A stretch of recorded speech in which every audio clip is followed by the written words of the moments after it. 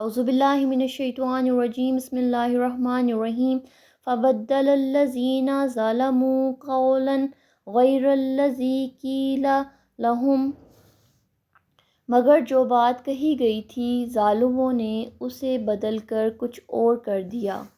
فَأَنزَلْنَا عَلَى الَّذِينَ ظَلَمُوا رِجْزًا مِّنَ السَّمَاءِ، آخر کار ہم نے ظلم کرنے والوں پر آسمان سے عذاب نازل کیا۔ بِمَا كَانُوا يَفْسُقُونَ، یہ سزا تھی ان نافرمانیوں کی جو وہ کر رہے تھے۔ اس آیت سے معلوم ہوا کہ بنی اسرائیل کو یہ حکم دیا گیا تھا کہ اس شہر میں حطۃ یعنی توبہ توبہ کہتے ہوئے داخل ہوں۔ انہوں نے شرارت سے ان الفاظ کو بدل کر حنطۃ کہنا شروع کر دیا۔ ان میں جو ظالم اور سرکش تھے انہوں نے اس کا مذاق اڑایا۔ حطۃ کی بجائے حنطۃ یعنی ہمیں تو گندم چاہیے، یا پھر حبۃ یعنی اناج کہنا شروع کر دیا، وہ چیزیں جن سے وہ صحرا میں بہت عرصے سے محروم تھے اور جن کے وہ عادی تھے۔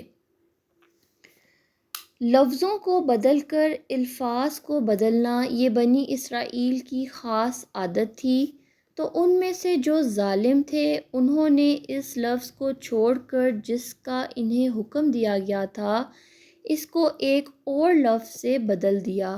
وہ شہر میں عاجزی کی بجائے سر جھکا کے داخل ہونے کی بجائے غرور اور تکبر کے ساتھ داخل ہوئے، الفاظ کو تبدیل کیا اور بدکاریاں کیں اور اللہ کی نافرمانیاں کیں۔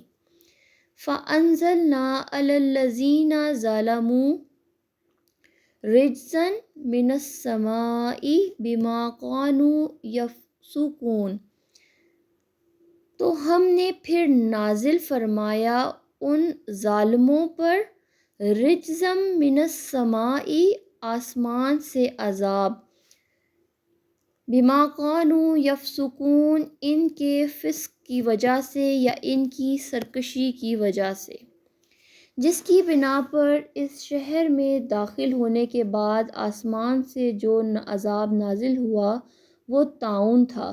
اس شرارت کی ان کو یہ سزا ملی کہ ان میں طاعون پھوٹ پڑا اور بہت سے آدمی ہلاک ہو گئے۔ بعض نے ان ہلاک ہونے والوں کی تعداد 30,000 اور بعض نے 70,000 بتائی ہے۔